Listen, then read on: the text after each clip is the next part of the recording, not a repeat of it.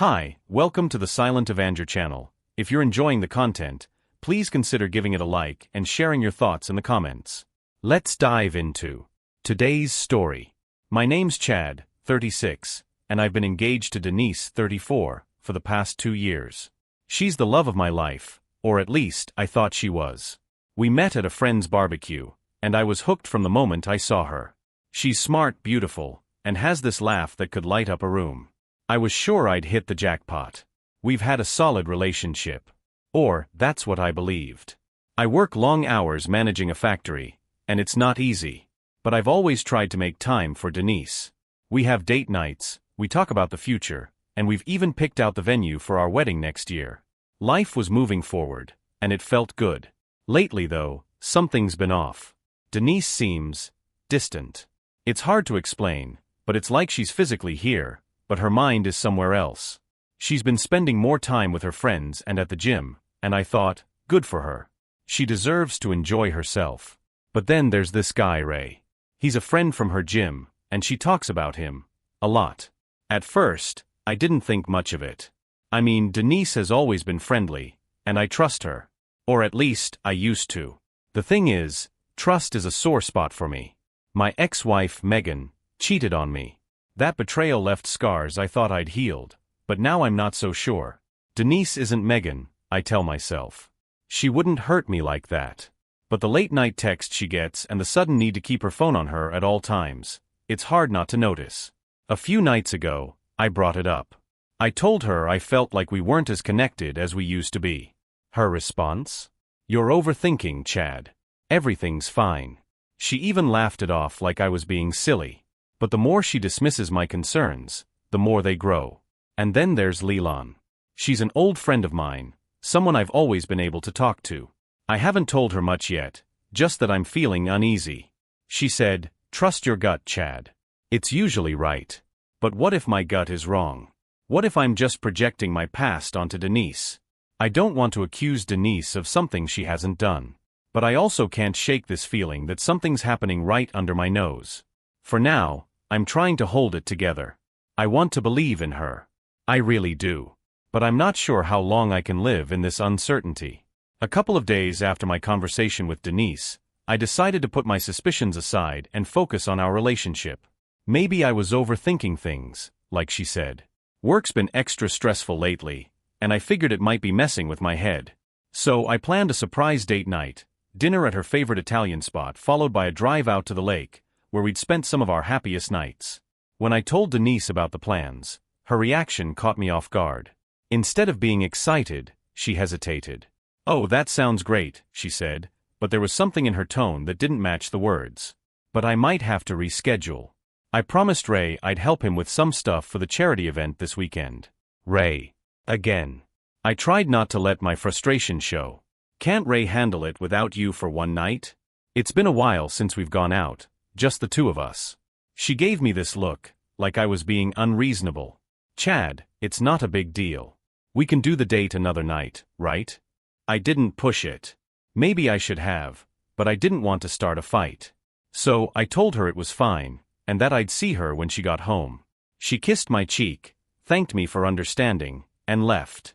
That was the first time I felt like I wasn't enough for her anymore. Later that evening, I sat on the couch, staring at my untouched dinner. I couldn't get rid of this nagging feeling in my chest. Denise had always been open about her friendships with guys, and it never bothered me before. But something about the way she talked about Ray, the way she lit up when his name came up, it felt different. I reached out to Leland. She's the kind of person who cuts through the noise and tells it like it is. When I explained what was going on, she didn't mince words. Chad, this doesn't sound good. A guy like Ray, he's getting exactly what he wants, her attention. I felt defensive. Denise isn't like that. She wouldn't cross that line. Leland sighed. I'm not saying she's cheating. But Chad, emotional connections are powerful. Sometimes people don't even realize when they're getting too close. Her words stuck with me. Was that what was happening?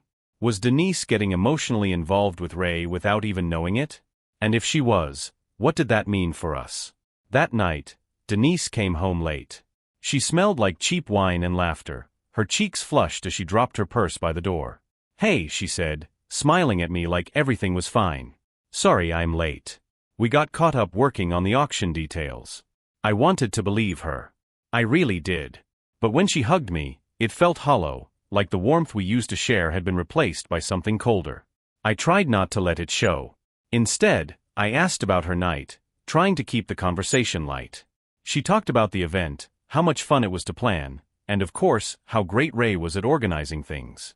When she finally went upstairs to shower, I stayed behind, staring at the blank TV screen. I didn't know what to do. The Denise I fell in love with was right there in front of me, but she felt so far away. And I was starting to wonder if she even wanted to come back. The next day, I woke up determined to shake off the unease. Maybe I was being paranoid, letting my past with Megan creep into my present with Denise. She's not Megan, I kept telling myself. She wouldn't betray me like that. But as I went through my morning routine, little things started standing out. Her phone, for example, was always face down. Denise had never been secretive before. She used to leave her phone lying around the house without a second thought. Now, she carried it with her everywhere, even to the bathroom. I tried to brush it off, telling myself it wasn't worth worrying about. But when she left for work, curiosity got the better of me. I'm not proud of what I did next. I went to her laptop. She'd left it open on the kitchen counter, and when I passed by, I noticed an open tab for her email. My heart was pounding as I clicked it. Most of the emails were harmless, work stuff, newsletters, reminders for the charity event. But then I saw a thread with Ray's name in the subject line. My hand hovered over the mouse. Part of me didn't want to look. If I opened it, there'd be no going back. But the other part of me needed answers. The messages weren't outright incriminating, but they felt intimate. There was a lightness in her tone, a warmth I hadn't seen in our own conversations lately. She'd sent him pictures of the event venue and asked for his opinion. He replied with jokes that made her laugh. I could tell by her LOLs and emojis. It was nothing overt, but it still felt like too much. One message caught my eye. She'd written, "Thanks for everything, Ray. You're such a good friend. I don't know what I'd do without you." I stared at those words, feeling like someone had punched me in the gut. A good friend. Maybe that's all he was. But why didn't she talk about me like that anymore? That evening, I decided to test the waters. Over dinner, I brought up the charity event. "You and Ray seem to be putting a lot of effort into this," I said, keeping my tone casual. She smiled, lighting up like I hadn't seen in weeks. "Yeah, he's been a huge help. I don't think we'd be this far along without him." I nodded, trying to hide how much that stung. "You two seem pretty close." Her smile faltered, just for a second. "We're just friends, Chad. You don't have to worry." That phrase, "you don't have to worry," felt like a warning. I wanted to believe her, but the doubts were creeping in like a tide I couldn't hold back. "I'm glad he's been helpful," I said, forcing a smile. "But don't forget, I'm here for you too." She reached across the table and squeezed my hand. "I know, babe. You've been amazing. It's just nice to have someone to bounce ideas off, you know?" That night, I lay in bed beside her, staring at the ceiling. She fell asleep quickly, her breath steady and peaceful, while my mind raced. Maybe she really didn't see the boundaries she was crossing. Maybe Ray was just filling a role I couldn't because of work. But if that was true, why did it feel like I was losing her? And worse, why did it feel like she didn't even notice? A week passed, but nothing really changed. Denise was still glued to her phone, laughing at texts I didn't get to see. She'd head out early to help with the event, coming back late with vague stories about what she and Ray had been up to. I wanted to believe her. I really did. But something inside me just wouldn't settle. It wasn't just the late nights or the messages, it was how she looked at me. Or more accurately, how she didn't. When we'd first gotten together, she used to meet my eyes when we talked, like I was the only person in the world. Now, her gaze seemed to drift past me, as though I were just another part of the furniture. On Friday night, she told me she'd be working late again. "We're finalizing everything for the auction tomorrow," she said, slipping on her coat. "Don't wait up." I forced a smile. "Okay. Good luck." But I didn't wait at home like I normally would. Something told me I needed to see things for myself. I knew where the charity event was being organized, a small banquet hall about 15 minutes from our house. I decided to drive by, just to reassure myself. When I got there, the The parking lot was mostly empty, except for Denise's car and another one I didn't recognize. A sleek black sedan. My stomach turned as I parked across the street, trying to convince myself it didn't mean anything. Maybe it belonged to another volunteer. Maybe I was overreacting. I waited for a while, watching the lights through the hall's windows. At first, nothing seemed unusual. But then I saw two figures step outside, Denise and a man I assumed was Ray. They were standing close, too close for comfort, laughing softly as they shared what looked like a casual conversation. I told myself to calm down. Friends can laugh, right? But then he reached out and touched her arm, his hand lingering a second too long. She didn't pull away. If anything, she leaned into it, smiling up at him like he was the only person in the world. I couldn't watch anymore. My chest felt tight, like I couldn't breathe. I started the car and drove home, hands gripping the wheel so hard my knuckles turned white. When Denise got back that night, I was sitting on the couch, waiting for her. She looked surprised to see me still awake. "Hey," she said, slipping off her shoes. "You didn't have to stay up. Did you have fun?" I asked, my voice colder than I intended. She frowned, clearly caught off guard. "It wasn't about fun, Chad. We were working." "Right." I stood up, my hands trembling as I tried to keep my composure. "I drove by earlier. Didn't see many people there. Just you and Ray." Her eyes widened slightly, and for the first time, I saw something that looked like guilt flash across her face. It was gone as quickly as it came. "We stayed late to finish up," she said, her voice defensive now. "What's the big deal?" "What's the big deal?" I repeated, my voice rising. "Denise, I've been trying to give you the benefit of the doubt, but you're spending all this time with him, and it's starting to feel like you're prioritizing him over us." She sighed, running a hand through her hair. "Chad, you're making this into something it's not. Ray is just a friend. That's it. Then why does it feel like I'm the outsider in my own relationship?" I asked, my voice breaking despite my best efforts to stay strong. For a moment, she didn't say anything. Then she crossed her arms, her tone turning cold. "Maybe that's because you're so focused on your own insecurities that you're pushing me away." The words hit me like a slap. I opened my mouth to respond, but realized I didn't even know what to say. Denise took the silence as her cue to end the conversation. "I'm going to bed," she said, brushing past me without a second glance. As the bedroom door closed behind her, I sank back onto the couch, my mind racing. Was she right? Was I just letting my past with Megan cloud my judgment? Or was this the beginning of something I couldn't stop? Either way, I knew one thing for sure: I couldn't keep ignoring the cracks in our foundation. The next morning, Denise acted as if nothing had happened.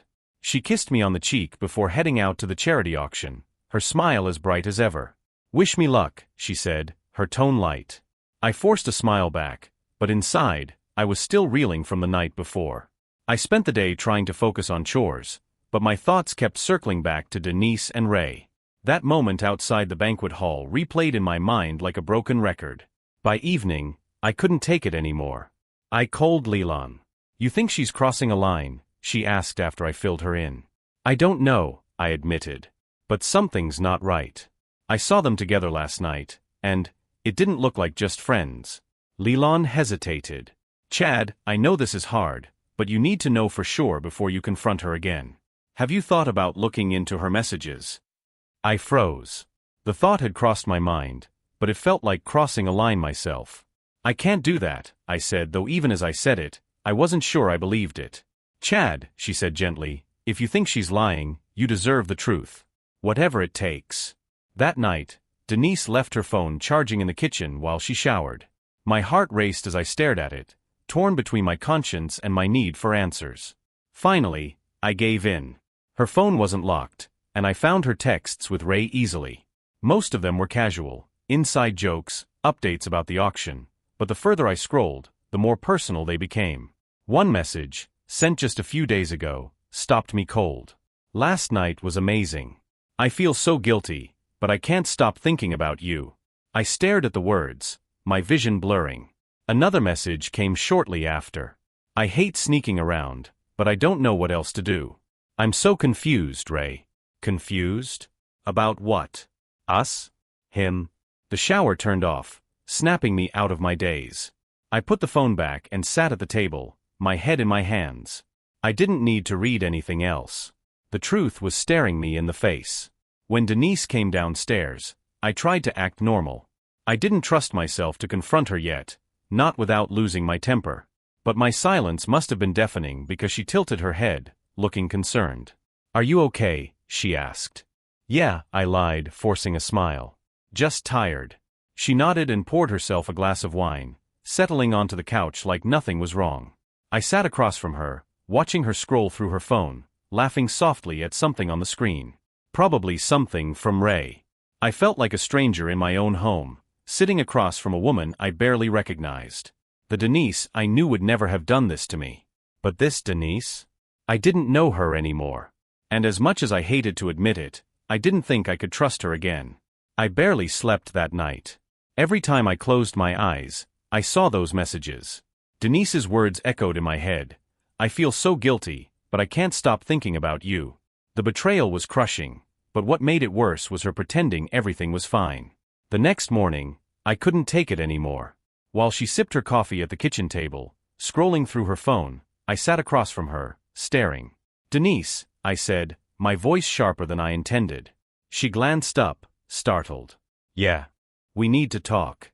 She set her phone down, her brows furrowing. "Okay. What's going on?"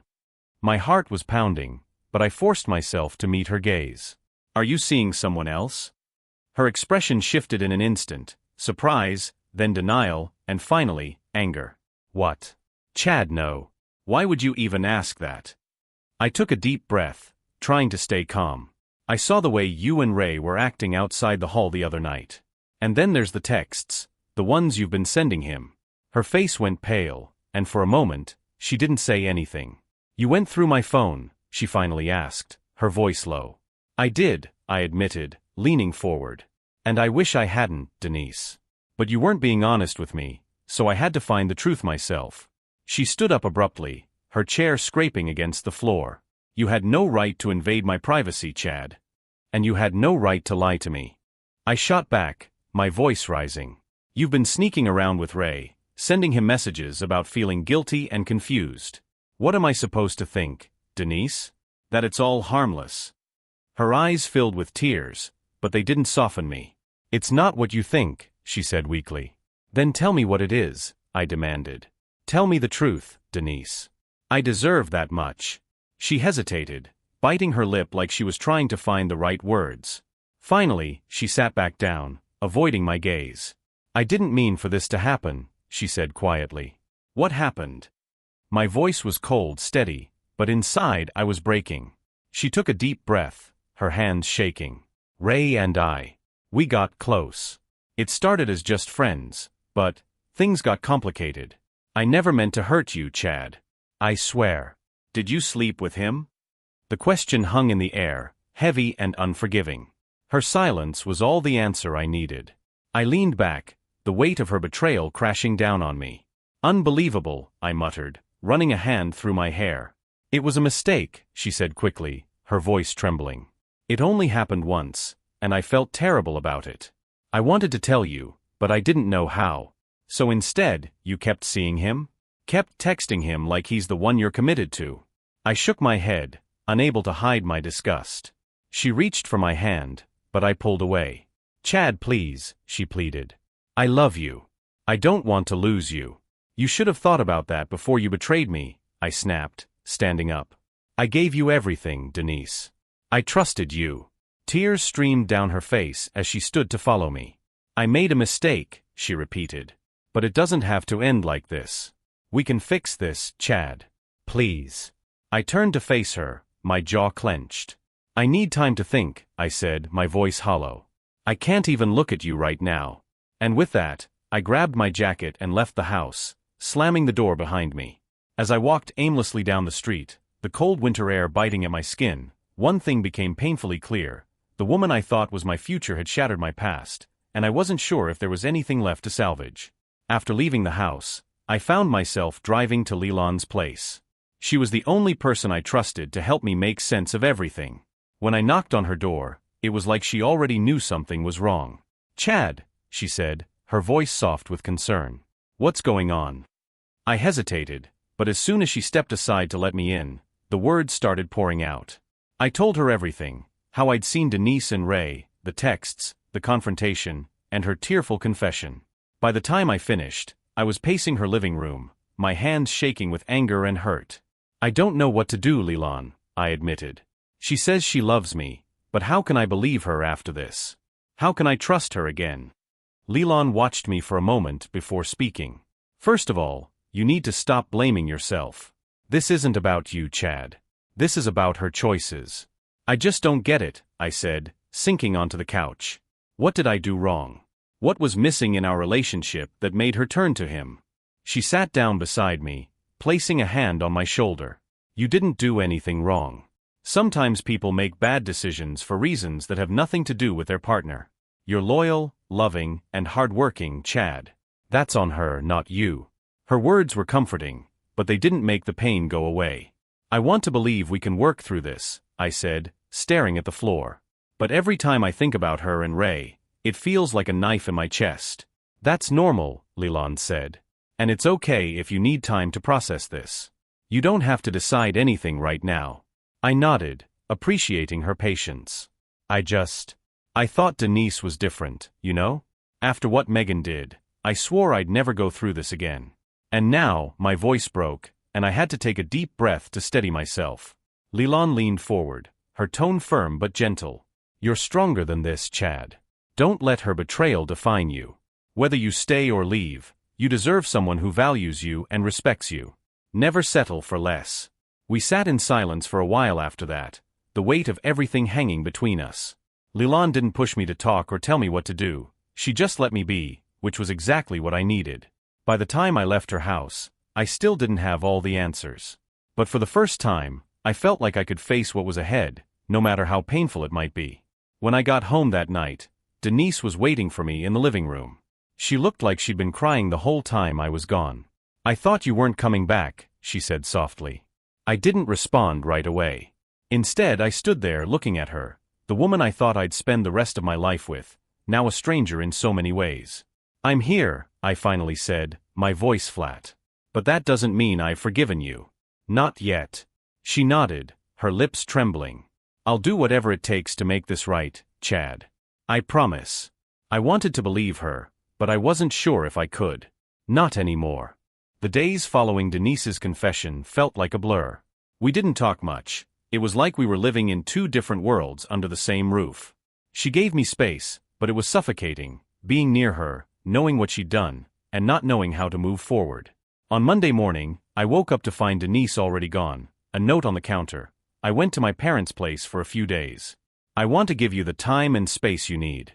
I love you. I stared at the note, my emotions twisting into something I couldn't quite name. Relief? Anger? Sadness? Maybe all three. That evening, I called Leland again. She left, I said as soon as she picked up. Leland didn't sound surprised. She's trying to give you room to process everything. That's not a bad thing, Chad. Yeah, but it doesn't make this easier, I muttered. She says she loves me and wants to fix things, but how do I trust that? How do I even begin to rebuild anything? Leland sighed on the other end of the line. That depends on whether you think it's worth rebuilding. Do you want to stay, or are you just afraid of leaving? That question hit me harder than I expected. I don't know, I admitted. I thought I wanted to fight for us, but now I'm not so sure. It's like everything I thought I knew about her is gone. Look, Leland said, her tone practical. There's no right or wrong answer here. But you need to figure out what's best for you, not what you think you should do, but what you want to do. And whatever you decide, I'm here for you. That night, I sat alone in the living room, Denise's absence weighing on me. I pulled out a photo album from the bookshelf, flipping through pictures of us from happier times. Vacations, family gatherings, lazy Sunday mornings. It was all there, staring back at me like a cruel reminder of what we'd had and what we might never get back. The next morning, I decided to take the day off work. I needed clarity, and I couldn't find it in the noise of the factory or the emptiness of my house. I drove out to the lake where Denise and I had spent so many of our best nights, hoping the quiet would help me think. Sitting on the dock, watching the water ripple under the morning sun, I let myself feel everything I'd been holding back, the anger, the sadness, the betrayal. I thought about what Leland said, about whether this relationship was worth saving. The truth was, I didn't know. Part of me still loved Denise, still wanted to believe we could fix this. But another part of me couldn't ignore the cracks her betrayal had created. For the first time in days, I let the tears come, unashamed of the pain I was feeling. And as the sun climbed higher in the sky, I realized something. I didn't have to decide right now. I didn't have to force myself to forgive or move on before I was ready. All I had to do was take it one day at a time. For now, that was enough. The next few days were quiet. Denise stayed at her parents' house, giving me the space I'd asked for. She called a couple of times, but I let it go to voicemail. Her messages were short and emotional. "Chad, I just wanted to check on you. I hope you're doing okay. I miss you. Please call me when you're ready." I wasn't ready. Work was no better. I couldn't focus. My coworkers noticed, but I dodged their questions with half-hearted excuses about being tired or stressed. Every time I tried to concentrate, my mind wandered back to Denise, her laugh, her smile, and the image of her with Ray, words I'd read in her texts looping endlessly in my head. On Thursday, Leland called me. "You've been quiet," she said. "How are you holding up?" "Barely," I admitted. "I feel like I'm stuck. Part of me wants to try to fix things, but the other part can't stop thinking about what she did." "That's normal, Chad," she said gently. "But staying in this limbo isn't helping you. You need to talk to her eventually, whether it's to move forward or to get closure." Her words stayed with me. That evening, after staring at Denise's number for what felt like an hour, I finally called her back. She answered on the first ring. "Chad." Her voice was shaky, like she'd been waiting for this call. "Yeah," I said, my tone flat. "I think we need to talk." She hesitated. "Okay. Do you want me to come home, or—" "No," I cut her off, more abruptly than I intended. "Let's meet somewhere neutral. The coffee shop on Main Street." "All right," she said quietly. "When?" "Tomorrow, 7 p.m. The next day, I arrived early, my nerves running wild. I wasn't sure what I was expecting, an apology, excuses, a plan to move forward, but I knew I needed answers. Denise showed up a few minutes later, her face pale and her eyes red-rimmed. "Hi," she said softly, sliding into the seat across from me. "Hi." I didn't return her weak smile. We sat in awkward silence for a moment before I spoke. "Why, Denise? Why him?" She flinched, as if the question physically hurt her. "I don't know," she said, her voice breaking. "It wasn't something I planned, Chad. It just happened." "That's not good enough," I said, my tone sharper than I intended. "You don't just fall into someone else's arms by accident. There's always a choice." She nodded, tears streaming down her face. "You're right. I made a terrible choice. I was feeling disconnected. From us. From you. And Ray was there, and he listened, and—" I raised my hand, stopping her mid-sentence. "So it's my fault?" "No," she said quickly. "It's not your fault, Chad. I'm not blaming you. This is on me. I should have talked to you about how I was feeling instead of what I did." I leaned back in my chair, trying to process her words. "Do you love him?" She shook her head vehemently. "No. I don't. I love you, Chad. What happened with Ray was a mistake, and I ended it as soon as it started. I'll do whatever it takes to prove that to you." Her words were desperate, but they didn't erase the ache in my chest. "I don't know if I can believe you," I said quietly. She reached across the table, her hand trembling as it hovered near mine. "Please, Chad. Give me a chance to make this right. I don't want to lose us." I stared at her hand, then back into her eyes. For the first time, I saw genuine fear there, the fear of losing what we built. But I couldn't ignore my own fear, the fear of being hurt again. "I need more time," I said, pulling my hand back. Denise nodded, her tears falling faster now. "I'll wait," she whispered. "As long as it takes." As I left the coffee shop that night, I felt no closer to an answer than before. The only thing I knew for certain was that the road ahead was going to be a long and painful one. The days after our meeting were heavy with uncertainty. Denise texted me a couple of times, small messages about missing me and hoping I was okay. I didn't respond. I still needed space to figure out what I wanted. One evening, I was sitting in the living room, trying to distract myself with some mindless TV, when my phone buzzed. It was Leland. "Hey," she said when I picked up. Are you free? There's something I need to tell you. Sure, I said, sensing the tension in her voice. What's up? She paused before answering, her tone careful. I didn't want to say anything until I was sure, but I heard something about Ray. From a mutual friend. What about him? I asked, sitting up straighter. It's bad, Chad, she said. Apparently, Denise isn't the first woman he's gotten involved with. He has a history of getting close to people in relationships. It's like a pattern with him. The air seemed to leave the room. You're saying this is a thing he does? Breaking up relationships. Yes, she confirmed. And from what I heard, he's pretty good at it. He knows how to make people feel special, like he understands them better than anyone else. I clenched my fists, anger bubbling to the surface. So he targeted Denise? I don't know if I'd go that far, Leland said. But he definitely knew what he was doing. And I thought you deserved to know. I thanked her for telling me and hung up, my mind racing. If what she said was true, then Ray wasn't just some random guy who got caught up in a mistake with Denise. He was deliberate, calculated, and I couldn't ignore the possibility that he'd manipulated her when she was at her most vulnerable. That night, I barely slept. My feelings about Denise were already complicated, but now they were tangled up with a new emotion, rage. Not just at her, but at him. The next morning, I decided to confront Denise about what I'd learned. I called her and asked her to come over. She agreed, her voice hesitant but hopeful. When she arrived, I didn't waste any time. Did you know Ray has a history of doing this? I asked, skipping any pleasantries. She froze, confusion flashing across her face. What are you talking about? I heard from someone that Ray has a pattern of getting involved with people in relationships, I said, my voice hard. Did you know? Her eyes widened in shock. No. I didn't know that. Chad, I swear I had no idea. I studied her face, searching for any sign of deceit, but she seemed genuinely surprised. Leland told me, I said. She heard it from someone else. Denise sank onto the couch, her hands trembling. I didn't think he was that kind of person. He seemed so kind, so understanding. That's the point, I snapped.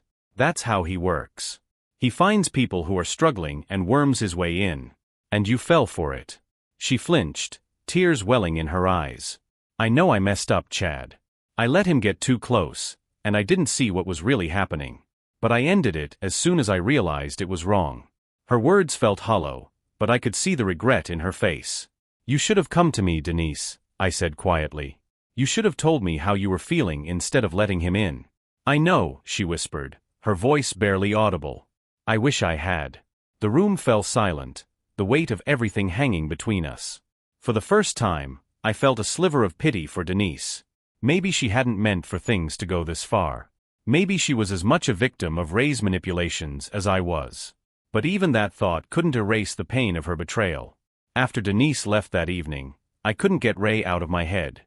The idea that he'd knowingly inserted himself into our relationship, exploiting Denise's vulnerabilities, made my blood boil. I knew I couldn't let it go. I needed answers, and I needed them from him. The next day, I drove to the gym where Denise had met Ray.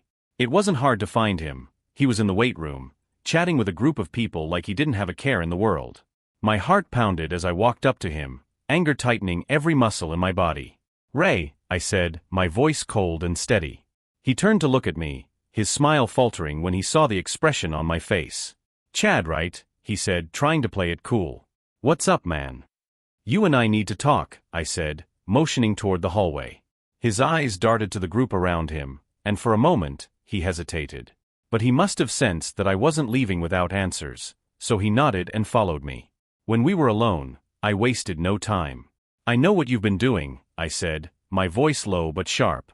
He crossed his arms, leaning casually against the wall. I'm not sure what you mean. Don't play dumb, I snapped. I know about you and Denise. I know you've been manipulating her, and I know this isn't the first time you've pulled this crap. For a split second, something flickered across his face. Surprise, maybe, or guilt. But he quickly recovered, flashing me a smug grin. Look, man, I'm not the one who made Denise unhappy.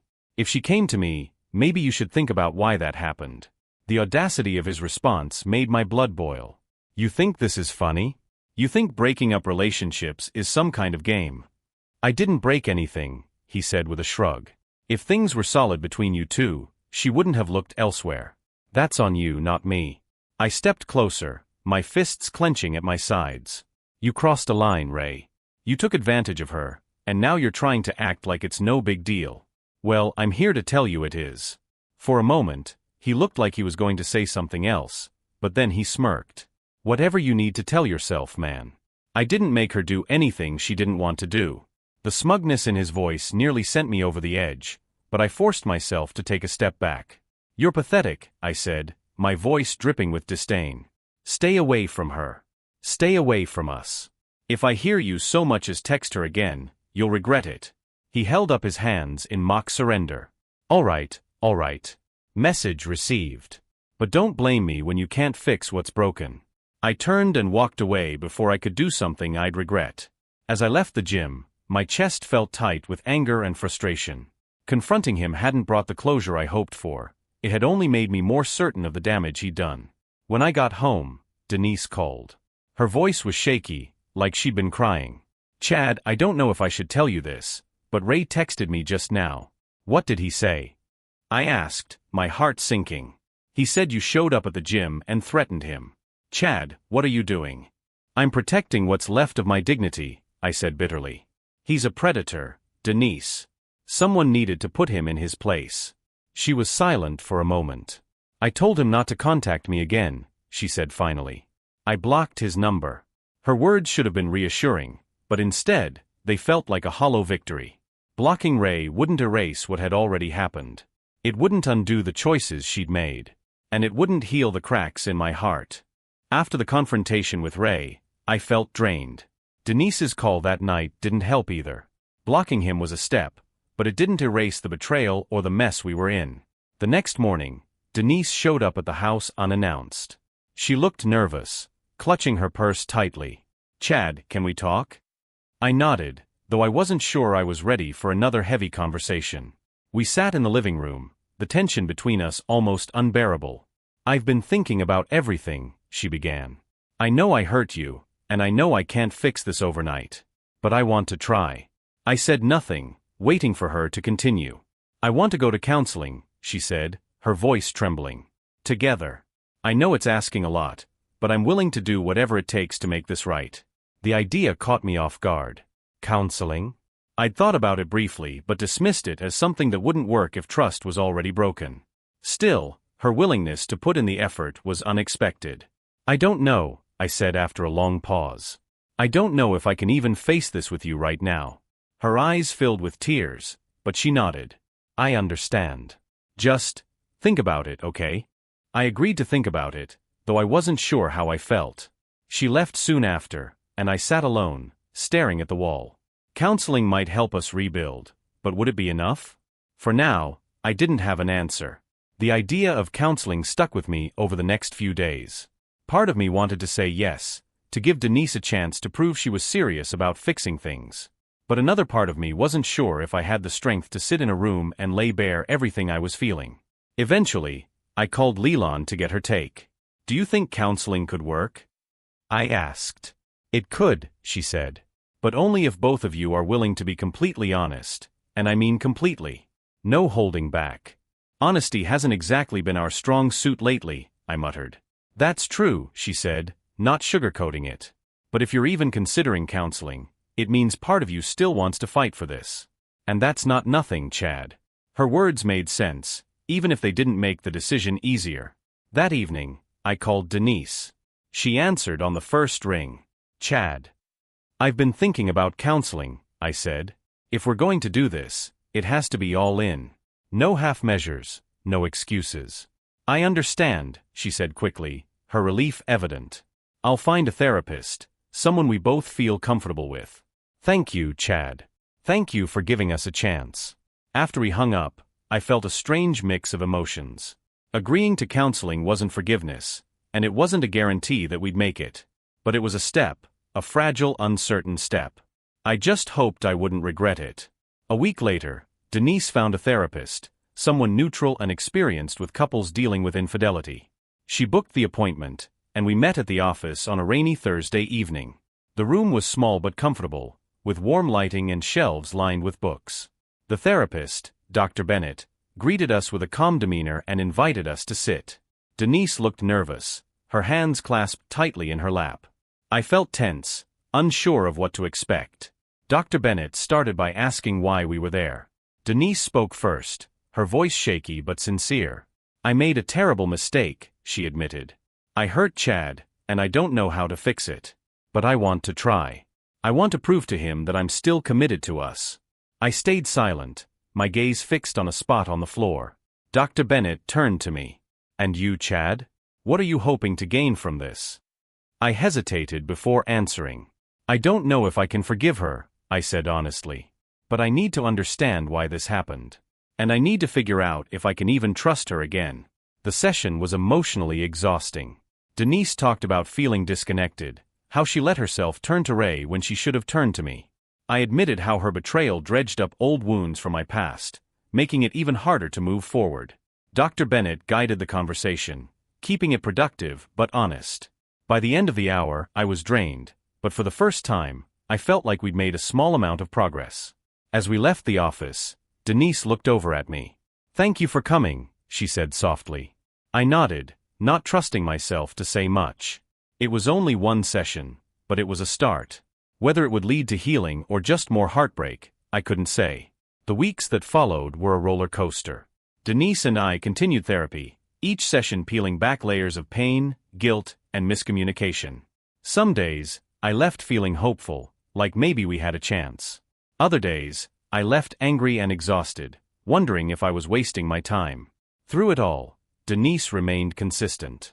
She owned her mistakes without making excuses, showing up every week ready to do the work. She also cut all ties with Ray, even going as far as quitting the gym where they'd met.